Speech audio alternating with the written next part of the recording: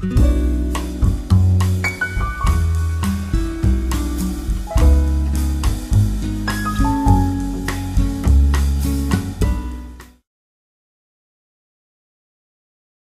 there, vinyl community in YouTube. Hello there, Andy's Vinyl Den.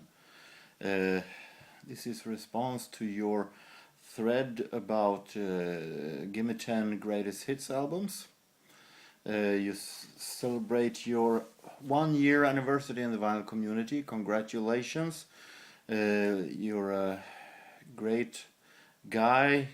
I love that we both share interest for professional wrestling, and you have great videos. So and it was a very interesting challenge. It's interesting overall to do a regular thread / contest. It feels like an eternity since I did it. In between all these Gothenburg videos, vinyl CD updates and so on. But now an ordinary response, and I also have installed the web camera in my computer, so soon I might be able to do videos with the web camera again also. But greatest hits compilations, it's a very interesting subject. Many have opinions about it. I know that in the newspapers when I was younger, the journalists wrote about that they felt like greatest hits was just the artist's way of milking money of their old hits instead of creating new music. They didn't like it at all. Myself, I do like collections because it is a way of putting together the best and strongest songs of an artist in one album, and sometimes you feel like you just want to listen to the strongest singles that an artist had, the favorite songs, and just relax to something familiar, and that's why I like collections. But then it depends on how the collection looks like, of course. There are good collections that contains all hits, and there are collections that actually misses some hits that should be there, and there are collections where I'm a guy who like songs that are a bit underrated, that wasn't the absolute biggest hit on the chart but still a great one. Many collections from an artist are missing that one because they want to make money of the biggest songs. So it depends on what kind of collection it is. A collection can look very different. It can be a collection with a whole lot of new stuff there. New songs, previously unreleased songs, remixes and so on. It could be so much different way. Collection can look so different, and to me, I think a collection should be included the biggest and best hits, of course, and I also like when they're putting in something extra, and talking about more than just 1 or 2 new songs. But overall, the most important thing is that it is my favorite artist with the best songs that I feel like listening to at the moment. I had a problem with jazz. I haven't included almost much jazz because jazz contains so many. I collect, as many of you know, classic jazz, big band, bebop, swing. And there are so many collection with that in various forms. I think it was about 1 million Benny Goodman collections, and low budget, many of them. It's very hard to keep track on which one is a genuine good greatest hits album and which one is just a low budget release from an unknown label. and well, I know the label, of course, it is unknown, but there are many greatest hits collections with some jazz musicians that contains the same songs over and over and over again. Therefore, I felt like I wanted to. I felt to go the lazy way of don't have all that much jazz at all, and I should take them in pretty fast because you have mainly seen many of them. Having here Dire Straits, I realized that most of these are 80s artists, and many of them also are on CD, and that is of course because I prefer also when to have a collection when an artist have a very huge sum of songs to choose between. A collection that are for just a couple of albums, and then you know there are 5 or 6 albums after that isn't on that collection, which means that a lot of these are on CD from the CD era. Here's the Dire Straits. So many Dire Straits collections out there.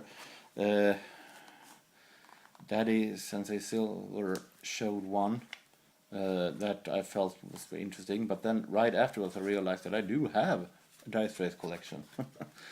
I have this, Sultans of Swing, the very best of. And the reason I picked this out is because this not only contains the greatest songs from their career, some of them are live, but also contains this what I talked about, having a special, adding something special to the collection.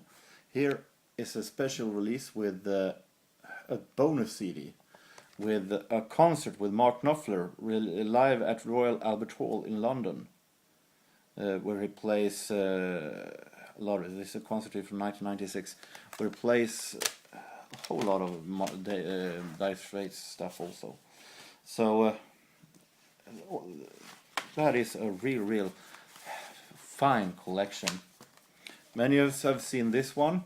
I thought it was a shame not to add this one, Garry Moore. This Platinum Collection 3 CD set.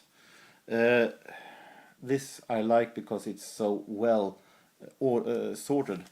One CD with his rock years in the 80s, one with his blues albums in the 90s, and a third album with a live performance. So very well made. Would be a shame not to add Madonna's Immaculate Collection, of course, with her mostly 80s hit, but some 90s also, but from the best years in Madonna's career. Here is a very great one. There are, of course, I said that I prefer an artist's main part of an artist's career, not the first collection with with just some part. But there are, of course, exceptions where artists that the earliest tracks are the best, and this is a typical case. Visage, British synth pop, Fade to Grey, the singles collection. This one is released 1983 and contains songs from their 2 then released albums. And I think it's a stupid idea to release a collection right after you have just released 2 albums. But the third album from that were released in 1984 was very bad. It was definitely Visage's worst album. So if you want a collection with Visage, this one is definitely the absolute best to have. Even though it has one thing that I don't like, and that is that Fade to Grey, who I consider one of the best songs of the 80s, is in a 12-inch version, previously unreleased, of course, but it's the biggest hit. I think they should have had their biggest hit in a single version also. This one was also natural. Pet Shop Boys, Pop Art, the hits. A double album with their hits from the beginning, with Western Girls and so until somewhere in 1997, and all of their hits. And I also have a DVD with that it also was released with this, with all of the videos. As a Pet Shop Boy fan, this is definitely something to get if you want to discover Pet Shop Boys. Move around here a little bit. I want to show an honorable mention when it comes to the Pet Shop Boys. An honorable mention outside that very special Pet Shop Boys collection that also is so unique and special. And that is, of course, Alternative, their B-side collection. Alternatives with all of their double CD with all of their B-sides, which is a very, very interesting collection. Here, another one that gives the real special extra in a collection, and that is OMD, Orchestral Maneuvers in the Dark. And their greatest hits album Messages, that was released in 2008.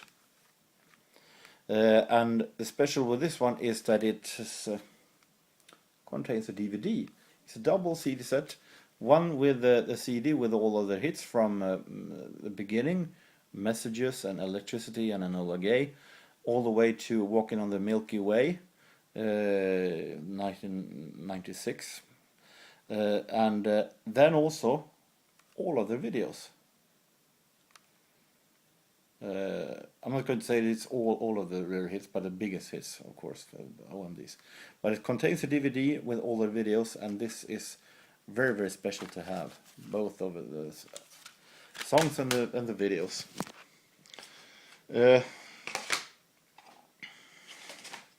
Here is a collection that is very special to me. Still continuing with the synth pop era. After Visage, Pet Shop Boys and OMD, we come to my favorite band, of course, Depeche Mode. And I could have picked the famous singles from the 90s, late 80s and 90s, but I choose actually the first singles collection that I made, the singles 81 to 85. That special album I only have as a cassette.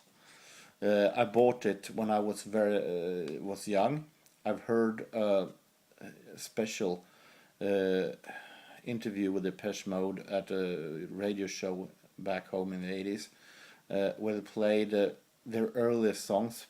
It was an interview made for the release of Black Celebration album, and they've played a whole lot of early Depeche Mode songs. It was my first discovery of Depeche Mode's earliest works, and I was so caught up by how beautiful it was, so I was so happy when I was able to find this cassette with the singles, and I played it over and over and over again through the life. And as a little bonus, of course, I've managed to find the American release of it also, but in USA, it's called Catching Up with Depeche Mode, and doesn't contain all of their hits, but some of their biggest hits. This one contains all of their hits from 81 to 85. This is just a taste of the biggest hits, including Fly on the Windscreen from the usually it's from the Black Celebration album. I'm Flexible, who is actually the B-side of Shake the Disease, so it's a little special collection. Leaving the synth pop, I thought this one was a natural choice. Chicago, the complete greatest hits, the Chicago Story, the double CD set that contains, of course, they're from 1969, I'm a man, question 67 to 68 and 68, to Look Away, and those from the late 80s. Real must for discovering all of the faces that Chicago's had through the years. Really love this one. I remember when I heard about this one, I really wanted it. So we're happy to have it. I bought it at the record fair many years ago. I think about 10 years ago. Of course, level 42 and the very best of. I have another compilation also that I bought when I was not all that didn't have all that much knowledge about collection or record collecting. So I bought one of these bootleg collections that was released, not knowing if this was real or not. I didn't have knowledge of checking on what was a real genuine collection or what was a bootleg, so I bought that one also. But this is a genuine collection from Polydor, and really contains everything that is good with the level 42.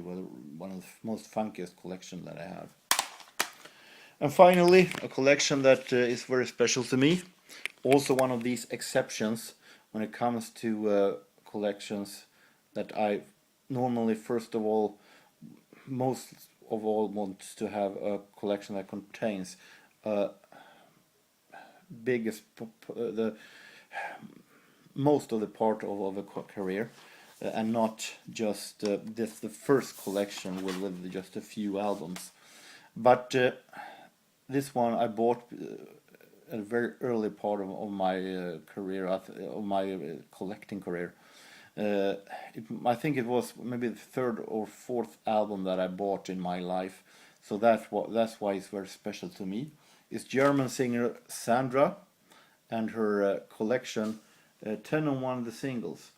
This also contains mostly songs from her two first albums that in my opinion are among with the third album, Secret Land, and unfortunately it's not on this one, is her absolute best albums. Even though the later one also is very good.